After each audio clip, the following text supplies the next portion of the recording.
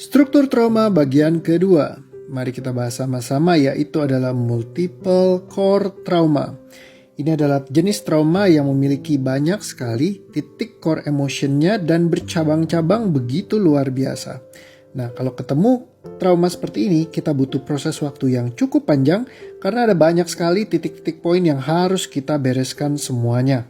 Nah, sekitar 70% orang memiliki multiple core trauma, ya. Jadi banyak trauma yang menjadi pemicu emosinya. Biasa menyelesaikannya bisa 90 menit atau lebih. Dalam kasus multiple core trauma biasanya disertai dengan banyak sekali kejadian kecil setelah sebuah kejadian besar.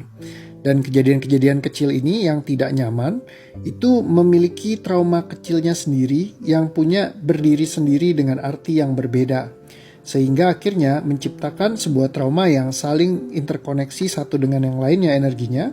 Dan itu menciptakan trauma yang bentuknya masif dan banyak seperti ini.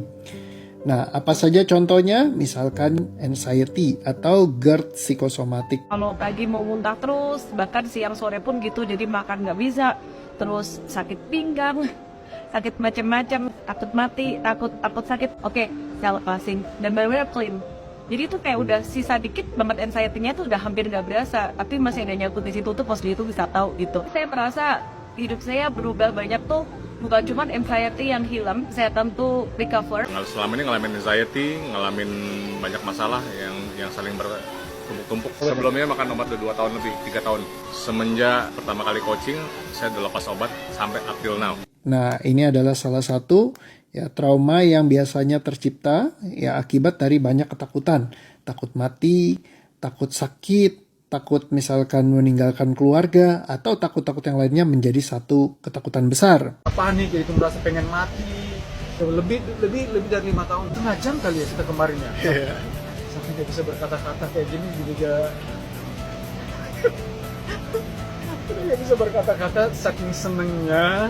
Takut sakit keras, misalkan sudah berupaya, tidak sembuh-sembuh, dan lain-lainnya. Ada banyak sekali core trauma yang bisa muncul dalam sebuah hal seperti ini.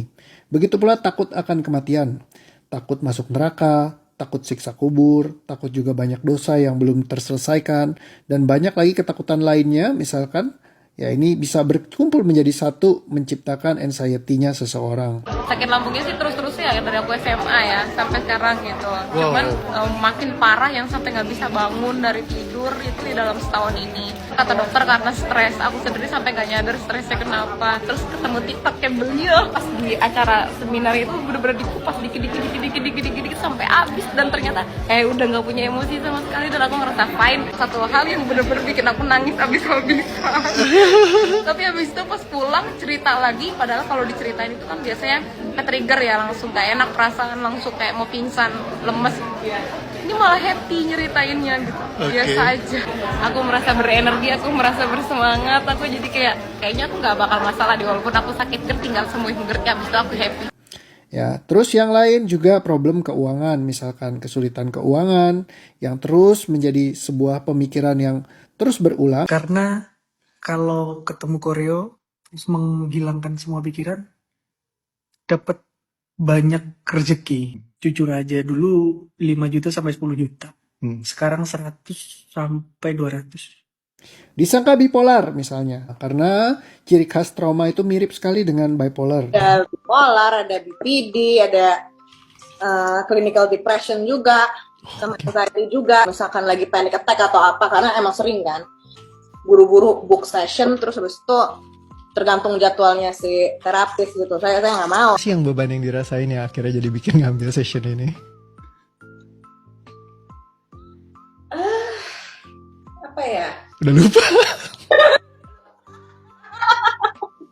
Udah nggak berasa, udah nggak kepikiran. Apa ya tadi ya? Apa sih kok tadi? Apa sih tadi? Serius lupa kok. Parah nih orang. Aduh, gue sakit perut deh. Loh, tapi bener dong, berarti itu kan?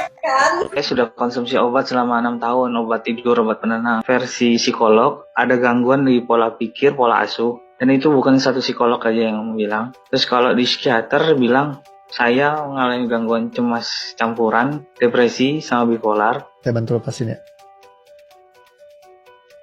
Kayak, ya udahlah, Jadi saya ketawa. Ya begitu. Kan aku menikmati ketawa. Nggak pernah loh saya ketawa kayak gini coach. Hancur coach Rio ini.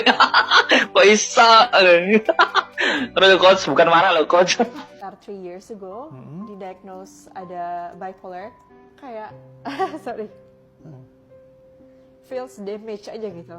Damage. Buat apa ada, kalau cuman ya orang kayak barang rusak ya buat apa dipertahanin gitu loh. How do you feel right now? Somehow happy deh, gak tau kenapa ya. Somehow deh happy gitu. Treatment yang pernah aku coba cari sebelumnya kan kayak nge-push aku buat kayak ya udah you have to be okay. Tapi kalau di sini bisa okay dengan sendirinya from the inside gitu loh. Nah, ini bisa diselesaikan juga 90 menit atau bahkan lebih. Yang juga menyebabkan misalkan susah tidur dan lain-lainnya dari segala beban. Ini ada bisa banyak sekali trauma yang menyertai. Tensi tinggi lah, habis itu GERD lah, habis itu pindah lagi ke deg-degan lah, habis itu terakhir pindah lagi ke insomnia, susah tidur lah. Pertama aku juga tadi kayak, emang dilepaskan uang itu bisa ya gitu kan. Tapi ternyata juga kok rasanya plong ya gitu kan. Jadi mungkin teman-teman juga sering lihat di YouTube aku gitu, aku belajar PRI kesana kemari, belajar macam-macam gitu kan. Saat tidur kan gak enak banget ya, kayak capek banget, ngantuk banget setiap hari gitu sih. Sampai udah kontak-kontak dia nih kemarin nih bro, bantuin bro gitu.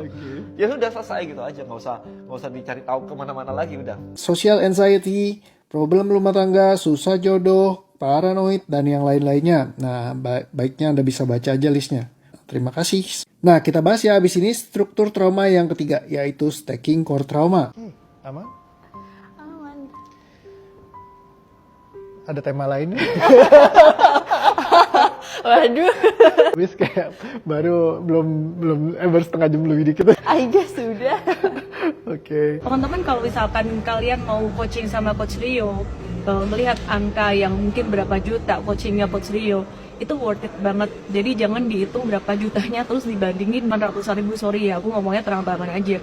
Tapi hasilnya kalau kalian punya hidup dan kalian punya kerjaan itu worth it banget. Bahkan kalian bisa dapat balik kalau sama-sama ngomongin angka banding angka di kerjaan kalian itu, kalian bisa dapat jauh lebih banyak. Makanya nggak salah sih kalau Coach Rio itu menamakan dirinya tuh luck and happiness coach.